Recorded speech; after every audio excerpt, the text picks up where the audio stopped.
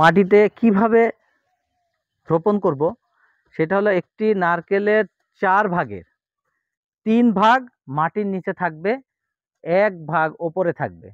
মানে এটা সম্পূর্ণ নারকেলের একটা অংশ মাটির উপরে বের হয়ে থাকবে। এইভাবেই আমরা যদি নারকেলের চারাটা লাগাই তাহলে দ্রুত বড় হবে। আমি মোহাম্মদ সেলিম হোসেন, উপসহকারী কৃষি অফিসার। আজকে আপনাদেরকে নারকেল চারা কিভাবে গর্ত করতে হয়, কি কি দিতে হয়, তার পরিমাণ এবং গর্তের মাপ এবং চারা লাগানোর সম্পূর্ণ প্রসেসটাই আপনাদেরকে দেখাবো। আমার সাথেই থাকবেন। সর্বপ্রথম আমরা একটি জায়গা নির্বাচন করব। সেই জায়গাটা হতে হবে এমন একটা জায়গা যেখানে সবসময় রৌদ্র পড়ে, এরকম একটি জায়গা নির্বাচন করব এবং ঘরের সাইডে হলে ভালো হয়। তো আমরা জায়গাটা নির্বাচন করেছি। এখানে 2 foot 2 foot 2 foot 2 foot square 2 foot গভীরতা 2 ফুট আমরা একটা গর্ত করেছি। এই গর্তের ভিতরে সম্পূর্ণ মাটিটার ওপরের অংশের মাটি আমরা এক সাইডে রাখবো এবং নিচের অংশের মাটিটা আর এক সাইডে রাখবো।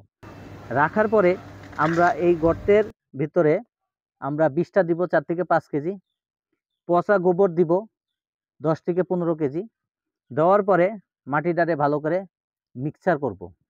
মিক্সচার করে সম্পূর্ণ মাটির সাথে মিশানোর পরে আমরা রাসায়নিক যে উপাদানগুলো আছে, রাসায়নিক উপাদানের ভিতরে টিএসপি আমরা প্রতি গাছের জন্য একটি গর্তে 500 গ্রাম টিএসপি, 300 গ্রাম এমওপি, 100 গ্রাম জিপসাম, এই 3টি সার মিশানোর পরে মাটিতে আবার নাড়াচাড়া করে আমরা আবার রেখে দিব।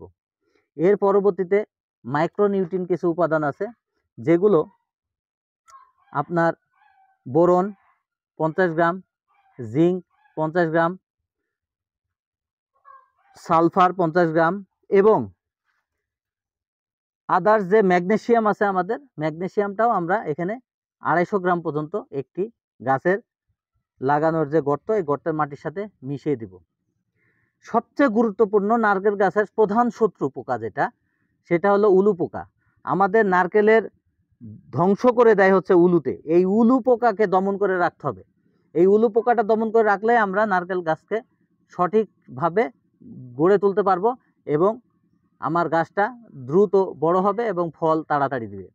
উলু পোকা দমন করতে হলে অবশ্যই আমাকে চারা রোপণ করার সময়ও 50 গ্রাম দানাদার বিষ দিতে হবে, যেটা বিভিন্ন কোম্পানির বিভিন্ন নামে পাওয়া যায়।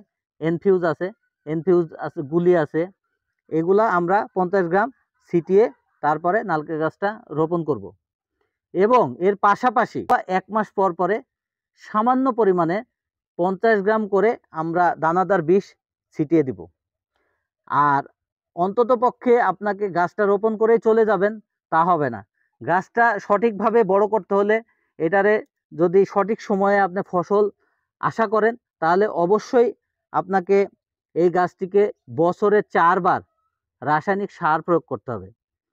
যদি 4 বার নাও পারেন, 2 বার অন্তত পক্ষে প্রয়োগ করতে হবে 100%। 2 বার বর্ষার আগে এবং বর্ষার পরে, এই 2 মৌসুমে আপনি এখানে মাইক্রোনিউট্রিয়েন্ট এবং রাসায়নিক যত সার আছে সব সারের একটা ডোজ অনুসারে আপনাকে এখানে প্রয়োগ করতে হবে। আর মাঝে মধ্যে আপনি পাতার ভিতরে কিছু পোকার আক্রমণ দেখা যায়, আপনি সাইফারমেথিন গ্রুপের পার লিটারে 2 মিলি হারে যদি স্প্রে করে দেন, তাহলেই আপনার এই পোকাগুলো দমন হয়ে যাবে। তাহলে আপনি একটা সঠিক ফসল পাওয়ার জন্য যে গাছটা তৈরি করবেন, সেই গাছটা তৈরি হয়ে যাবে। আশা করি আপনারা অল্প দিনের ভিতরেই গাছটাকে পুষ্ট করে এবং ফল আশা করবেন এবং আপনারা নিজে ভক্ষণ করবেন। সবাই ভালো থাকবেন। আল্লাহ হাফেজ।